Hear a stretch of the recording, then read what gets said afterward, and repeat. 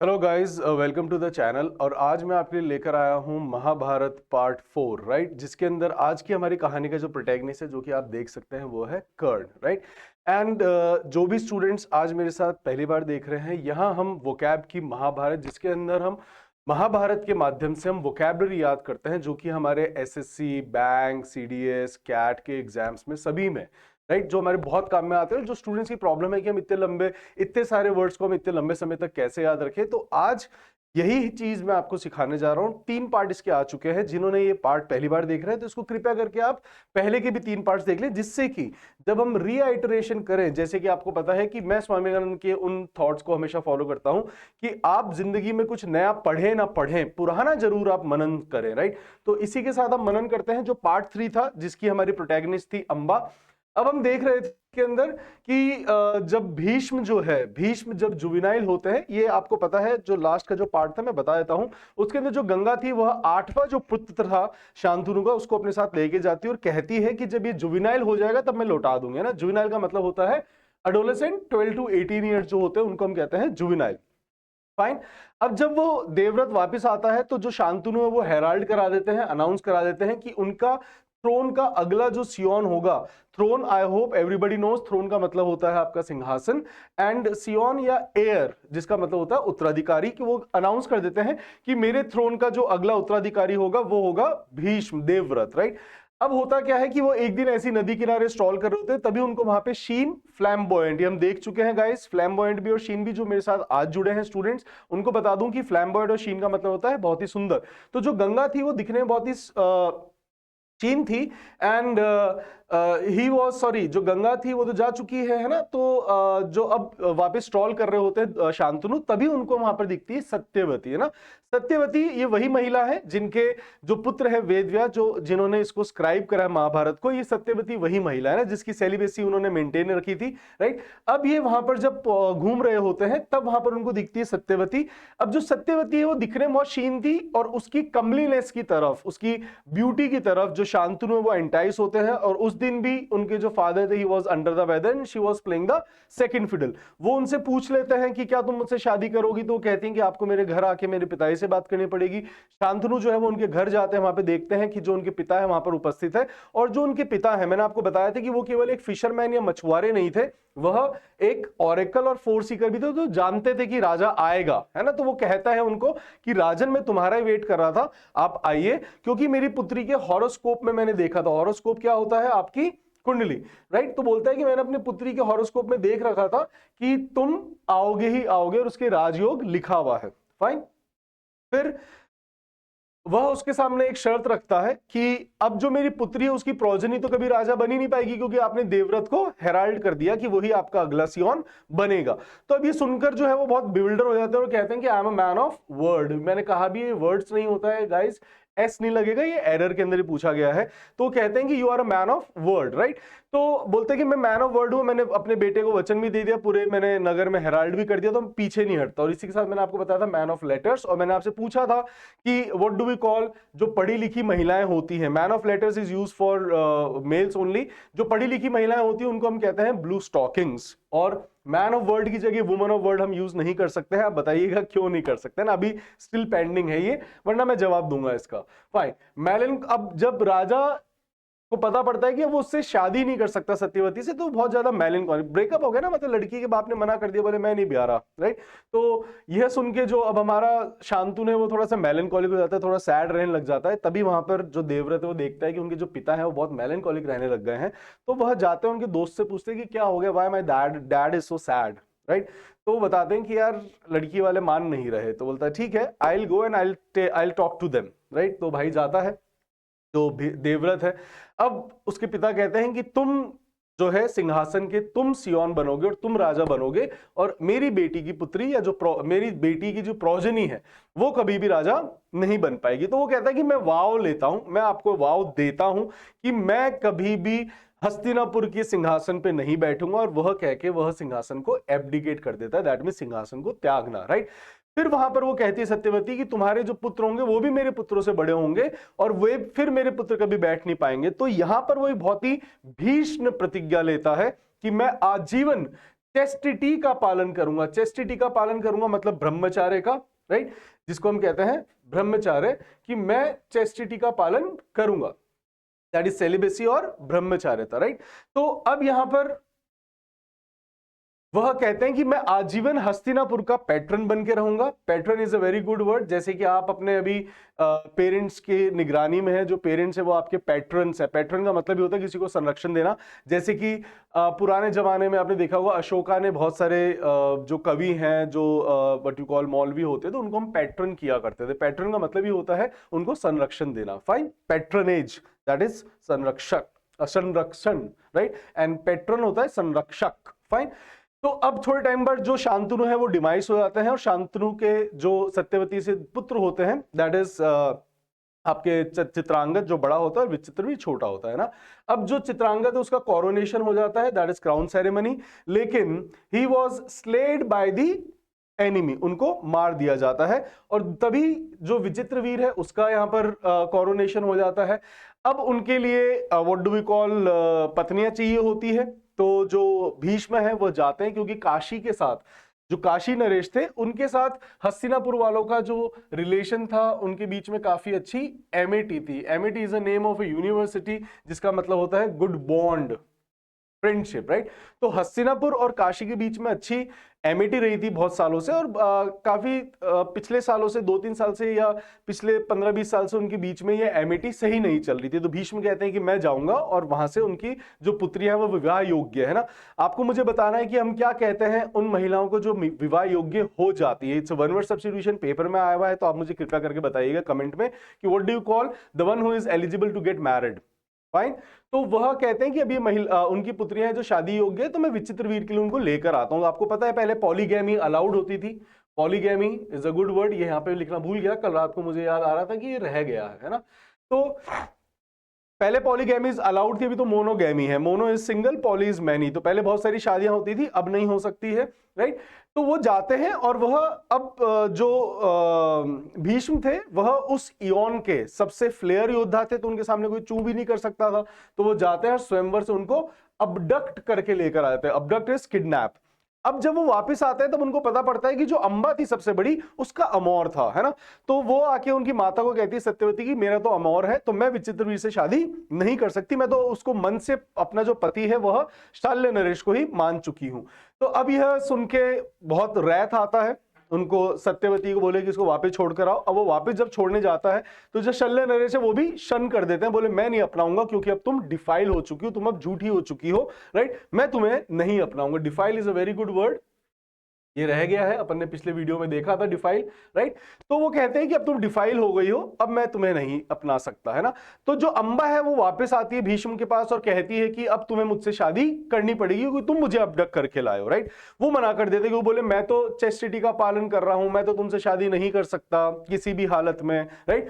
अब जो अंबा है वह भटक रही होती है, तभी उनको वहां पर परशुराम मिलते हैं, जो कि इनकार्नेशन थे विष्णु का, आपको पता ही है ना। परशुराम जी वहां पर उपस्थित है, और परशुराम जी भी उन इमॉर्टल्स में से हैं जिसमें वेद व्यास जी आते हैं, जो अमर हैं, राइट। आपको पता होगा हमारे सनातन के हिसाब से, हमारी माइथोलॉजी के हिसाब से 7 ऐसे लोग हैं जो कि इमॉर्टल हैं। आपके हनुमान जी, अश्वत्थामा, आपके वेद व्यास जी, आपके परशुराम जी, दे आर इमॉर्टल्स। ये हमने पहले फर्स्ट पार्ट के अंदर देखा है, तो जिन्होंने वो मिस कर दिया था गाइस जरूर से देख लें, जिससे कि आपको उसके भी व्हाट यू कॉल वर्ड्स रीआइट आपके दिमाग में बैठ जाए, और जब हम यहां पर उन वर्ड्स का यूज करें तो आपको पता रहे, और जब मैं उसका सिनोनिम बताऊं तो आप सिनोनिम याद करें फिर। जैसे कि आपको फ्लैम्बॉयंट और शीन बताया, या रेथ का मैंने आपको वैक्स बता दिया, है ना। तो wax and Wraith, Wraith and wax, ऐसे ही हमें याद रखना है, जिससे कि आपको सिनोनिम्स प्रिपेयर हो सके, है ना। अब क्या होता है कि जब वो परशुराम जी से मिलती हैं तो उनको कंप्लेन करती है भीष्म की, और परशुराम और भीष्म, जो भीष्म थे वो परशुराम जी के डिसाइपल रहे हुए थे। तो अब उनको लगता है कि यस परशुराम जी उनको कहेंगे, परशुराम जी को लगता है कि मेरी बात मानेगा, लेकिन जो भीष्म था वो एडमेंट हो रखे थे कि नहीं, मेरी जो वाव है मैं उसको कैसे तोड़ सकता हूं, जो मेरा वचन है, जो मेरी प्रतिज्ञा है, राइट, कि मैं आजीवन किसका पालन करूंगा, मैं आजीवन चेस्टिटी का पालन करूंगा। तो बोले कि मैं इसको तोड़ नहीं सकता, राइट। अब उन दोनों के बीच में बहुत युद्ध होता है, जो उनको बहुत तेज वैक्स आता है परशुराम जी को, वो उसको युद्ध के लिए चैलेंज करते हैं, उनके बीच में युद्ध होता है, फिर शिव वहां पर उपस्थित होते हैं, उनको छुड़वाते हैं, राइट। अब जो विचित्रवीर होता है ये उनकी शादी करवा देते, तो उन दो जो बेटियां थी अंबाला एंड अंबिका, जो अंबा है वो तो चली जाती है और यहां पर वह वाव लेती है कि मैं तुम्हारी मृत्यु का कारण बनूंगी, है ना। भीष्म, तुमने मेरा निरादर करा है, एक नारी का तुमने अपमान करा है, तुम उसकी बिना इच्छा से उसको उठा के लाए और तुमने उसको उसके अमोर से भी दूर कर दिया, तो मैं अब क्या कहते हैं, जितने भी जीव मेरे को जन्म लेने पड़े, मैं तुम्हारी मृत्यु का कारण बनूंगी। अब अंबा और अंबालिका की जो है शादी हो जाती है किसके साथ, आपके विचित्रवीर के साथ। अब विचित्रवीर को एक फैटल डिजीज था। फैटल क्या होता है, लाइफ टेकिंग, है ना, जैसे फैटल एक्सीडेंट हो गया, आप पढ़ेंगे, है ना, कि कभी किसी का कोई मृत्यु हो जाती है एक्सीडेंट के अंदर, तो it was a fatal accident, that was जानलेवा जो एक्सीडेंट था, फाइन। अब विचित्रवीर मर जाता है और पीछे वो दोनों महिलाएं रह जाती है, उसकी पत्नियां, एक तो अंबिका और एक अंबाला, राइट। जो अंबिका और अंबाला रह गई हैं, अब उनके पुत्र के बिना मर गया जो विचित्रवीर था। तो अब क्या होता है, ये दो अच्छे वर्ड हैं गाइस, ये आपको किसी भी बुक में, आपकी जितनी भी कॉम्पिटिटिव एग्जाम्स की बुक आती है, अभी तक मैंने देखा नहीं है किसी ने ऐड करा हो, बट यह हो सकता है कि एसएससी आपके वन वर्ड सब्स्टिट्यूशन में पूछ ले, कैट में आ जाए, या आपके आरपीएससी की किसी एग्जाम में आ जाए, कि जब कभी कोई, ये मैंने तो कैसे याद रखा है, लेवर इज लाइक देवर, है ना। तो अगर कोई महिला अपने हस्बैंड, है ना, कि व्हाट डू वी कॉल, ये उल्टा हो गया है, हाँ सॉरी सही है ना। तो अगर अपने हस्बैंड्स ब्रदर होगा, यहाँ पे सिस्टर नहीं है, sorry, this is husband's brother, fine. तो अगर कोई व्यक्ति, अगर कोई महिला अपने पति के भाई से शादी कर लेती, मतलब देवर से, तो उसको हम कहते हैं levirate, and this is not levirate, it is levirate, and this is sororate, right. Sororate is like, ये सोरो साइड हम पढ़ेंगे आगे चलकर, कि जब बहन की हत्या होती है ना, जब कोई बहन को मार देता है, तो it is known as sororicide. तो यहां पर अगर कोई पुरुष अपनी साली से शादी करता है, मैंने आपको बताया भी था क्यों हम कहते हैं, कैसे कहावत बनी कि साली आदि घरवाली, ये इसलिए कहा जाता है क्योंकि ये पहले परंपरा थी, इसका नाम था नियोजा। अब जब ये लेवराटे की बात उठती है ना, कि इन दोनों की हम भीष्म से शादी कराएं, कि इनके पुत्र होने जरूरी, बच्चा होना जरूरी, जिससे कि आगे राजगद्दी को कौन संभालेगा, इस गद्दी का, इस थ्रोन का सियोन कौन होगा। अब यहां पर बात उठती है, तो भीष्म कहते हैं मैं तो चेस्टिटी का पालन कर रहा हूं, मैं तो शादी कर नहीं सकता।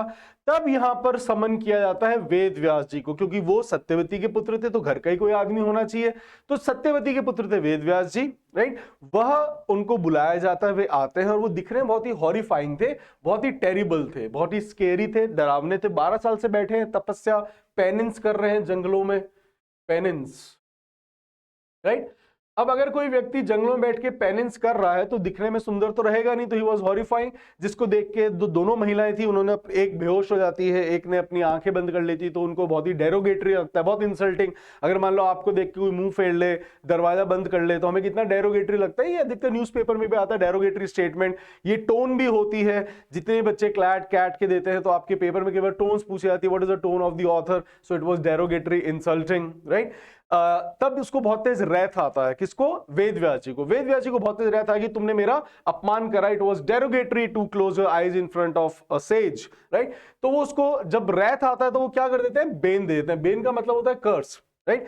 फिर वापिस ये होता है, दूसरों को बहुत स्केरी लगता है, अब वह उनको देखकर पेल पड़ जाती है। पेल का मतलब होता है पीला, है ना। जैसे कि मान लो कोई लड़का या आप में से कोई बच्चा जो है वो मॉल में घूम रहा है, हाथ में हाथ डाले, है ना, एंड सामने से मम्मी पापा भी आ गए, तो यू टर्न पेल, आपका रंग उड़ जाता है ना, तो उसको हम कहते हैं पेल पड़ना। तो यहां पर जो है वो दूसरे वाली जो अंबिका थी वो पेल पड़ जाती है, तो यहां पर वो उसको श्राप देते हैं। अब श्राप क्या देते हैं कि एक का पुत्र तो होगा अंधा, जिसने मुझे देखकर आंखें बंद कर ली, तो यहां होता है धृतराष्ट्र। एक का कहते हैं कि तुम्हारा जो पुत्र है उसको कॉन्जिनिटल डिजीज होगा। कॉन्जिनिटल का मतलब ही होता है जन्मजात, it's a very good word. आपने प्री नेटल पढ़ा होगा, पोस्ट नेटल पढ़ा होगा, प्री नेटल जन्म से पहले, ये हम वर्ड्स देखेंगे गाइस, अभी नहीं, बहुत लंबी महाभारत है, आपको सारे वर्ड्स मैं बताऊंगा, सारे वर्ड्स आने वाले हैं ना, इसलिए मैंने महाभारत चुना, बिकॉज इसमें स्कोप बहुत सारा है, हम सारे वर्ड्स को यहां पर यूज कर सकते हैं, अधिकतर हम वर्ड्स यहां पे यूज कर लेंगे। और फिर जो बचेगी उसके बाद मैं आपके लिए लेकर आऊंगा करंट से रिलेटेड सीरीज, जिसके अंदर आपके क्राइम आ जाएगा, इकोनॉमिक्स आ जाएगा, पॉलिटिक्स आ जाएगा, फैशन आ जाएगा, स्पोर्ट्स आ जाएगा। तो जो वर्ड्स यहां छूट गए हैं आपके, साइंस एंड एनवायरमेंट आ जाएगा। तो we will cover all the vocabulary and उसके बाद आपको कुछ नहीं करना है, और मेरा पर्पस है कि आपको वर्ड्स को याद करवाना, लिखवाना नहीं। लिख तो आप घर पर डिक्शनरी से भी लिख सकते हो, you do not require a teacher for that, fine. Teacher का काम है आपको सपोर्ट करना कि कैसे मैं तुम्हारा काम आधा कर दूं, तो वही मैं करने की कोशिश कर रहा हूं। एंड अगर आप कहानी को याद रखेंगे तो आप देखते हैं मैं बिल्कुल सीक्वेंस से वर्ड्स वापस लिख पाता हूं, कि जैसे जैसे हम कहानी का सीक्वेंस याद करते हैं हमें वो याद आ जाते हैं सारे वर्ड्स, कि उनको बहुत तेज वैक्स है। और कई स्टूडेंट्स ने मुझे कमेंट भी करा कि सर हमें वर्ड्स याद हो रहे हैं, तो thank you so much for the comments and your support. अब जो इनकी सेवा करती हैं वेदव्यासी की, एक ने आंखें बंद कर ली, दूसरी पीली पड़ गई, तो दोनों को उन्होंने कर्ज दे दिया कि एक तुम्हारा बच्चा अंधा होगा, दूसरा को कॉन्जेनिटल डिजीज होगा। अब जो उनकी सेवा करती है आया, राइट, उसको वो वरदान देते हैं, उसको बूंद देते हैं कि तुम्हारा जो पुत्र होगा वह बहुत सेगेशियस होगा, बहुत ज्यादा वाइज एंड इंटेलिजेंट होगा। फाइन। अब यहां पर दो पुत्र आ जाते हैं, धृतराष्ट्र एंड पांडु। अब हमारी यहां पर कहानी चालू होती है। जो धृतराष्ट्र और पांडु है वह बड़े हो जाते हैं, राइट। जो धृतराष्ट्र है वो ब्लाइंड है देखने में, ये सत्यवती है, और ये पांडु है ना। तो जो धृतराष्ट्र है वो अंधा होता है, लेकिन ही वॉज, एक तो धृतराष्ट्र को वरदान था कि उसके अंदर हजार हाथियों की शक्ति थी। ही वॉज वेरी रॉबस्ट। रॉबस्ट का मतलब होता है वेरी स्ट्रॉन्ग, तो he was very strong, he had that. कहते हैं भगवान अगर आपसे कोई एक सेंस लेता है तो आपको दूसरी चीज देता है, तो इसको क्या वरदान था धृतराष्ट्र को, है ना। आंखें नहीं थी, बट इनको वरदान था कि तुम्हारा जो बल है, जो तुम्हारी ताकत है, you will have like Herculean, right. तुम बहुत रॉबस्ट होगे, तुम रॉक स्ट्रॉन्ग होगे, है ना। तो 1000 हाथियों की शक्ति थी। अब पांडु जो था, पांडु को बीमार रहता था, राइट। अब जो, लेकिन अब इनको राजा बनाना था हस्तिनापुर को, क्योंकि इनकी गद्दी खाली थी। तो इनको अब गद्दी का जो व्हाट यू कॉल सियोन था, वह जो सियोन बनाया गया वो पांडु को बनाया गया। और जो धृतराष्ट्र था वो हमेशा पांडु से बहुत ज्यादा एनवियस रहता था। एनवियस का मतलब होता है ईर्ष्या। तो वो हमेशा you know what you call अपने मन में उसके लिए गंदी भावना रखता था, और वो चाहता था, उसकी हमेशा से बचपन से ही यह एक लॉन्गिंग थी कि वह इस सिंहासन का राजा बने। यह उसकी बचपन से ही लॉन्गिंग थी। Longing is a very good word. यह आपको बहुत सारे एग्जाम्स में, क्लोज टेस्ट में, है ना, आपको what do you call sentences में पढ़ने को मिलता है। लॉन्ग से बना है लॉन्गिंग, जो बहुत समय से आपकी जो इच्छा रही हो उसको हम कहते हैं लॉन्गिंग। तो जो धृतराष्ट्र था उसकी बचपन से ही लॉन्गिंग रही थी कि उसको इस थ्रोन का सियोन बनना था, उत्तराधिकारी का बनना था। लेकिन ऐसा होता नहीं है। जो कोर्टियर्स थे सारे वो फैसला करते हैं कि जो राजा अंधा है, देख नहीं सकता है, तो वो राजपाट नहीं चला सकता। इसीलिए जो कोरोनेशन होता है वह होता है आपके पांडु का, और धृतराष्ट्र जो है वो राजा नहीं बन पाता, राइट। और वो बहुत ज्यादा मेलनकॉलिक हो जाता है, बहुत ज्यादा सैड हो जाता है। अब होता क्या है कि जो क्या कहते हैं, यह इनके लिए अब what you call better half देखे जाते हैं कि इनके लिए धृतराष्ट्र और पांडु दोनों के लिए, कि धृतराष्ट्र भी अब बड़े हो गए हैं, राइट, इनको भी शादी करनी है, और जो पांडु है वो भी बड़े हैं, उनकी भी शादी करनी है। तो जो भीष्म है वो जाते हैं गांधार, जो अभी उस समय जो कांधार था, अब जो उस समय गांधार था, अब कांधार है ना, अफगानिस्तान के अंदर। तो जो गांधार नरेश थे, है ना, उनके पास जाते हैं और उनके लिए, धृतराष्ट्र के लिए अपनी पुत्री का हाथ मांगते हैं। अब जो उनके पिता है वो मना कर देते क्योंकि वो अंध है, लेकिन भीष्म की जो पावर थी उस समय गाइस, उसको देखते हुए वह चुप रह गए। उनकी इच्छा तो बिल्कुल नहीं थी, वो नहीं चाहते थे कि एक अंधे को वो पुत्री दे। लेकिन जो भीष्म का जो समय रुतबा था, जो भीष्म मैंने बताया था उस समय के, उस इयोन के सबसे महान जो योद्धा थे, जो उस इयोन के सबसे बड़े जो वॉरियर थे, उस समय के जो सबसे बड़े अपाचे थे। Apache is a name of helicopters, आपके फाइटर प्लेन्स भी आते हैं अपाचेस, राइट। आपको बाइक भी आती है टीवीएस अपाचे। अपाचे का मतलब ही होता है वॉरियर, राइट। तो यह उस समय उस इयोन के सबसे बड़े अपाचे, तो इनके सामने कोई चू भी नहीं करता। आपने देखा होगा ये अबडक्ट भी करके लेकर आ गए थे काशी की जो पुत्रियां थी। अब यहाँ पर ये शादी करने का मन नहीं था अपनी पुत्री का, लेकिन उनकी जो पावर, जो उनका स्टेटस देखते हुए वो मना नहीं कर पाए। अब जो शकुनी था, शकुनी को बात बहुत बुरा थी। अब करा क्या था, इसकी जो कहानी मैंने सुनी मैं आपको बताता हूं। हुआ क्या था कि जब उन्होंने शायद मना करा था, तो जो भीष्म थे उन्होंने सबको जेल में डाल दिया था।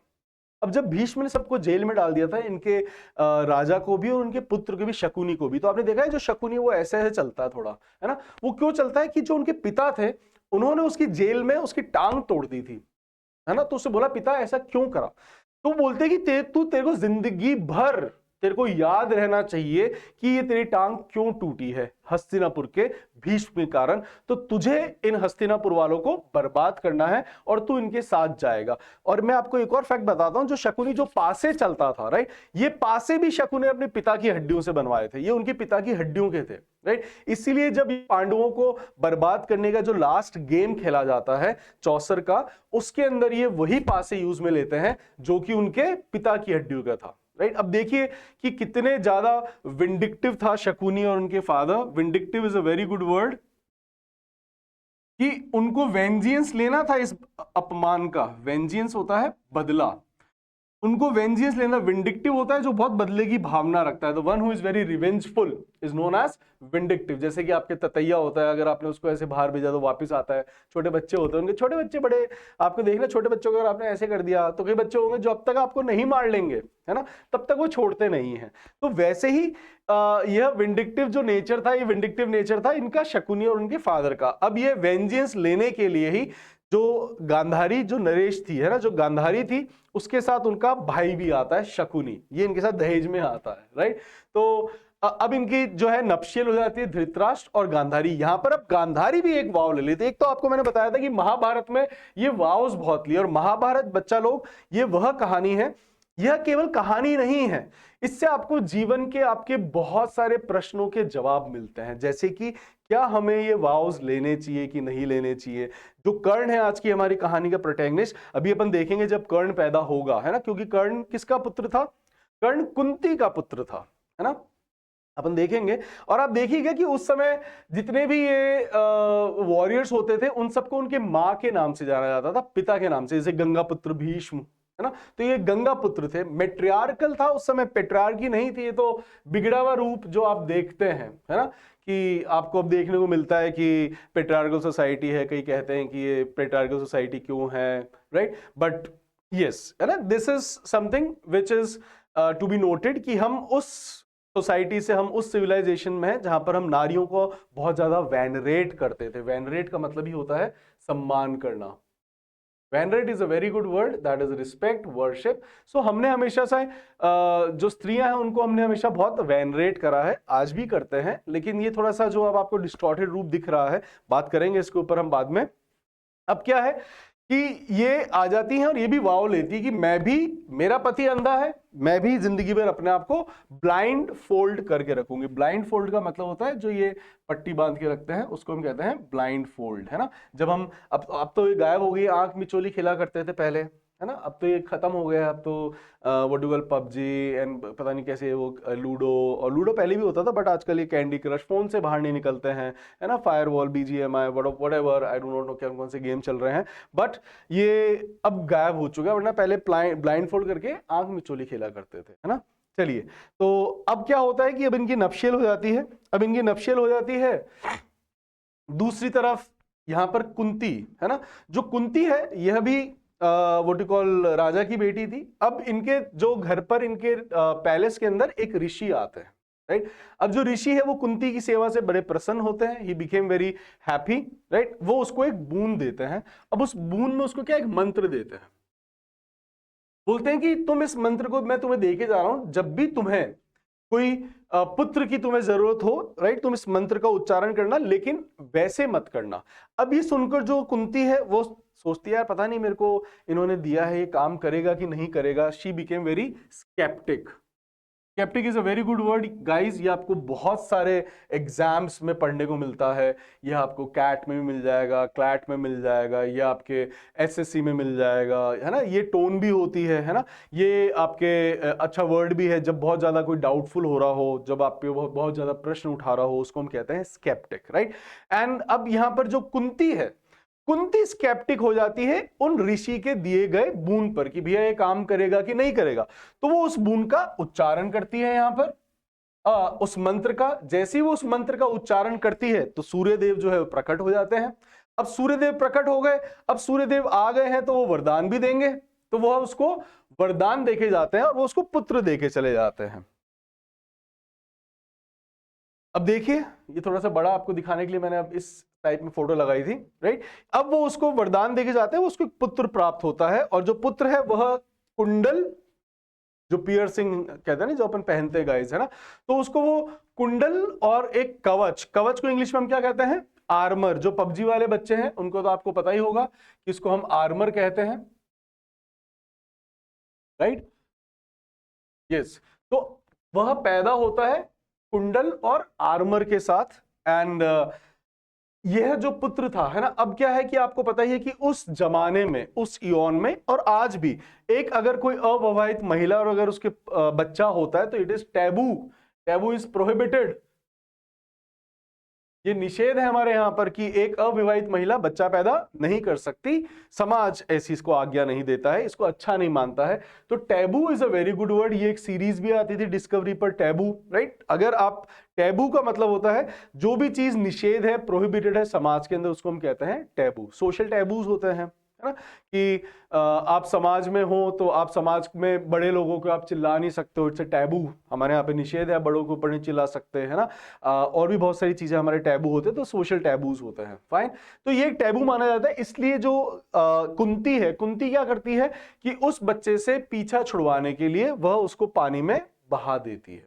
ये बच्चा, जो कर्ण था ना, Karna is one of my favourite characters from Mahabharata. लेकिन कर्ण हमेशा से ही बहुत ज्यादा डेस्टिट्यूट रहा है, बेचारा रहा है। पैदा होते ही माँ ने त्याग दिया, डेस्टिट्यूट, है ना, डेस्टिट्यूट होता है बेचारा। It's a very good word, है ना। ये आपको मैंने पहली बार पढ़ा था एसएमएस हॉस्पिटल के अंदर कि हेल्प द डेस्टिट्यूट पीपल। तो डेस्टिट्यूट्स होते हैं जो बेचारे होते हैं, उनको हम कहते हैं डेस्टिट्यूट्स, राइट। तो यहां पर ये जो व्हाट डू यू कॉल कर्ण होता है, कर्ण अब यहां पर हमेशा शुरू से ही बहुत ज्यादा डेस्टिट्यूट रहा है बेचारा। इसको हमेशा पैदा होती तो माँ ने इसको रेलिंक्विश कर दिया। रेलिंक्विश का मतलब ही होता है त्याग देना, रेलिंक्विश। ये बहुत सारे आपके एग्जाम से पूछा गया है, अच्छा वर्ड है। तो उसकी माता ने त्याग दिया। फिर जब वो बड़ा हुआ तब उसको अर्जुन से युद्ध नहीं करने दिया। फिर इसको 2 श्राप भी मिले थे, आपको पता होगा कर्ण को। अब यहाँ पे जो कर्ण को एक श्राप मिला था ना, यह मैंने बताया ना, महाभारत आपको बहुत सारे आपके जीवन के जो प्रश्न उनके जवाब देता है ना। बचपन में मेरे भी दिमाग में आता था कि जब छोटा था कि अरे अपन पढ़ते हैं कि जीव को मारना पाप है, मैं चल रहा हूं, गलती से मेरे पैर के नीचे कोई चींटी मर गई, है ना, तो क्या मुझे इसकी सजा मिलेगी, will I be punish for that, जो मैंने जानबूझ के नहीं करा। तो यहां पर आपको कर्ण की जब आप कहानी सुनेंगे, मैं आपको बताऊंगा, अभी छोटा सा एक बता देता हूं कि जो कर्ण था, कर्ण ने एक बार गलती से एक गाय को मार दिया था। अब उसकी गलती भी नहीं थी, लेकिन कर्ण को श्राप दिया गया था। उस ऋषि ने श्राप दिया था कि तुमने मेरी गाय मारी है, अब जो तुम्हारी मृत्यु होगी, जब तुम्हारी मृत्यु होगी तब तुम्हारे जमीन धस जाएगी। तो आपको पता है कि जो कर्ण की जो मृत्यु हुई थी, जब अर्जुन ने कर्ण को स्ले करा था, तो उस समय कर्ण के जो रथ था, जो चैरियट था, वह धस गया था। एंड इसी कारण से उनकी मृत्यु हुई थी। 2 श्राप लगे थे और दोनों में ही जो कर्ण था, है ना, डेस्टिट्यूट बेचारा, इससे उसकी गलती नहीं थी, है ना। अपन सुनेंगे कहानियां आगे भी, बहुत लंबी, अभी तो बेस बन रहा है, फिर महाभारत चालू होगा, तब you will see many good things, है ना। जब अपन हो सकता है कि आने वाले टाइम में मैं आपको एक कैरेक्टर्स की स्टोरी लेकर आऊं कि भीष्म की अपने आप में एक पूरी कहानी, है ना, बचपन से लेके कर्ण की एक कहानी, है ना, आपके पांडवों की अपनी एक अलग कहानी। तो बीच बीच में बड़े अच्छे अच्छे इंसिडेंट्स हैं। तो ये जो वोकैब का जो ये सीरीज चल रही है, वोकैब की महाभारत, इसके अंदर मैं आपको छोटे छोटे प्लॉट्स लेकर आऊंगा, और फिर भी अपने पास 300 के 400 के आसपास अपने पास ये सीरीज के वीडियोस बनेंगे। और इसमें आपको अथाह, कल मैं देख रहा था, अभी आपने देखा हो तो अपने पास नहीं करते, कम से कम अगर आपने आज की स्लाइड देखी हो तो आपने देखा होगा बच्चा कि आज भी हमारे पास कितने सारे वर्ड्स थे।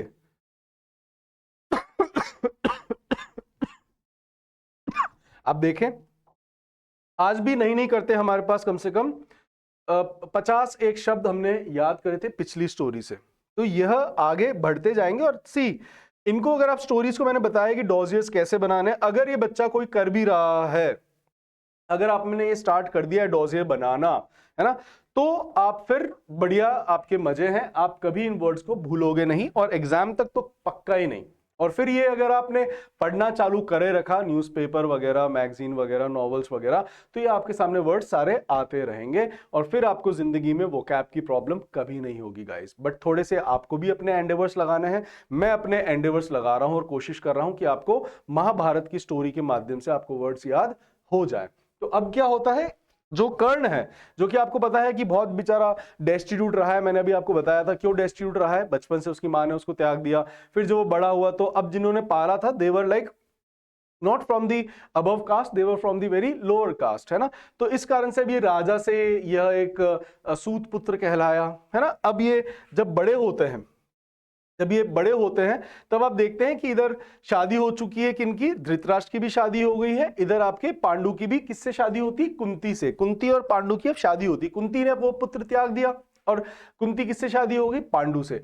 अब यहां पर ये हमारी कहानी आगे चलेगी, इनके जो प्रोजिनी होगी धृतराष्ट्र और गांधारी की जो प्रोजिनी होगी वह होगी दुर्योधन एंड ऑल, राइट।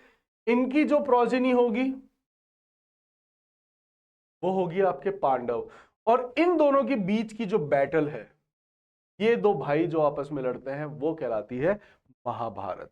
तो आप देखते हैं कि कैसे पीछे, है ना, कि कैसे गंगा जो थी स्वर्ग में उनको श्राप मिला, शांतनु और गंगा आए, उन्होंने 7 ऋषियों को दे दिया। उससे पहले वेद व्यास जी कैसे पैदा हुए, ऋषि पराशर थे और उनकी जो माता थी सत्यवती, उनसे पुत्र होता है वेद व्यास, है ना, जो बहुत सेगेशियस होते हैं, सेज बनते हैं, पेनेंस करते हैं, है ना।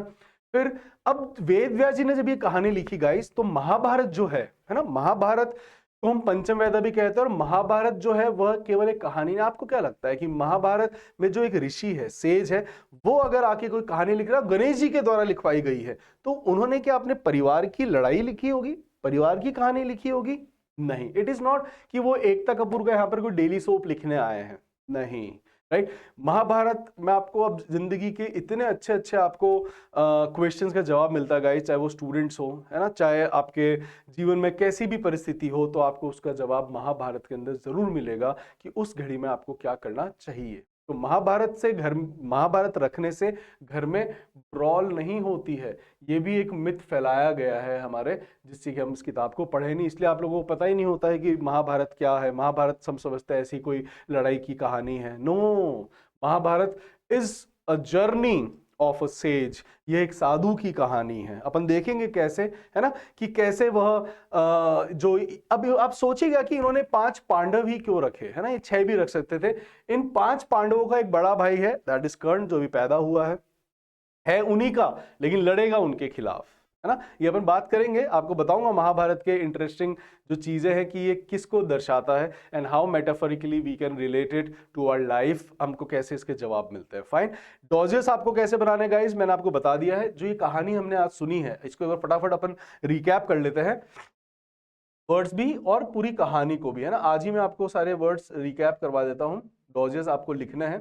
जो आज की हमारी जो कहानी चालू हुई थी, वो कहानी चालू होती है किससे, अब ये धृतराष्ट्र और जो पांडु है बड़े हो जाते हैं। धृतराष्ट्र जिसको बून मिला हुआ था कि वो बहुत ही रॉबस्ट होगा, उसका आंखें काम नहीं करती थी, but he was very robust, he had that power of thousands of elephants, right. तो he was very robust, very strong, and वह, उसकी बचपन से एक लॉन्गिंग रही थी कि उसको उस गद्दी का, थ्रोन का सियोन बनना था, लेकिन वो नहीं बन पाया था।